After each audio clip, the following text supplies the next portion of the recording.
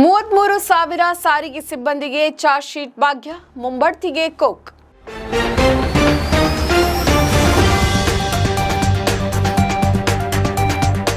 ಸುದ್ದಿಗಾರ ಈಗ ನಿಮ್ಮ ಕೇಬಲ್ ನೆಟ್ವರ್ಕ್ನಲ್ಲಿ.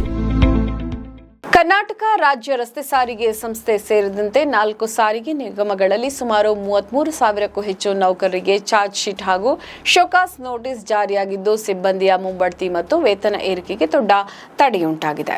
ಕಳೆದ ಅವಧಿಯಲ್ಲಿ ನಡೆದ ಮುಷ್ಕರ, ಅನುಮತಿ ಇಲ್ಲದೆ ಗೈರು ಹಾಜರಿ ಹಾಗೂ ಕರ್ತವ್ಯ ಲೋಪದ ಆರೋಪದಡಿ ಸಂಸ್ಥೆಯು ಈ ಶಿಸ್ತು ಕ್ರಮವನ್ನು ಜರುಗಿಸಿತ್ತು. ಆದರೆ ವರ್ಷಗಳು ಕಳೆದರೂ ಇಲಾಖಾ ವಿಚಾರಣೆ ಪೂರ್ಣಗೊಳ್ಳದೆ ನೆಪದಲ್ಲೇ ಉಳಿದುಕೊಂಡಿದೆ. ನಿಯಮಗಳ ಪ್ರಕಾರ ಚಾರ್ಜ್ ಶೀಟ್ ಬಾಕಿ ಇರುವ ನೌಕರಿಗೆ ಸಕಾಲದಲ್ಲಿ ಸಿಗಬೇಕಾದ ಪ್ರಮೋಷನ್ ಹಾಗೂ ಇತರ ಆರ್ಥಿಕ ಸೌಲಭ್ಯಗಳನ್ನು ತಡೆಹಿಡಿಯಲಾಗಿದೆ. ಇದರಿಂದ ಸಾವಿರಾರು ಚಾಲಕರು, ನಿರ್ವಾಹಕರು ಹಾಗೂ ತಾಂತ್ರಿಕ ಸಿಬ್ಬಂದಿ ಆರ್ಥಿಕ ನಷ್ಟ ಅನುಭವಿಸುವಂತಾಗಿದೆ. ಬಾಕಿ ಇರುವ ಈ ವಿಚಾರಣೆಗಳನ್ನು ತಕ್ಷಣವೇ ಇತ್ಯರ್ಥಪಡಿಸಿ ನೌಕರರಿಗೆ ನ್ಯಾಯವನ್ನು ಒದಗಿಸಬೇಕು ಅಂತ ಸಾರಿಗೆ ಯೂನಿಯನ್ಗಳು ಆಡಳಿತ ಮಂಡಳಿ ಹಾಗೂ ಸರ್ಕಾರವನ್ನು ಆಗ್ರಹಿಸಿದೆ.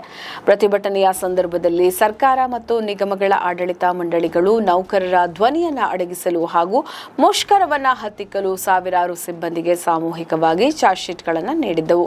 ಮುಷ್ಕರ ಮುಗಿದು ಪರಿಸ್ಥಿತಿ ತಿಳಿಯಾದ ನಂತರವೂ ಈ ಇಲಾಖಾ ವಿಚಾರಣೆ ಹಾಗೂ ಕಾನೂನು ಪ್ರಕ್ರಿಯೆಗಳನ್ನು ಮಾನವೀಯತೆಯ ಆಧಾರದ ಮೇಲೆ ಹಿಂಪಡೆಯಲಾಗುತ್ತೆಂಬ ಭರವಸೆಗಳು ಸಿಕ್ಕಿದ್ದರೂ ಇಂದಿಗೂ ಕೂಡ ಈ 33,000ಕ್ಕೂ ಅಧಿಕ ಚಾರ್ಜ್ ಶೀಟ್ಗಳು ನೌಕರರ ಪಾಲಿಗೆ ತೂಗುಗತ್ತಿಯಾಗಿವೆಯೇ ಉಳಿದಿವೆ.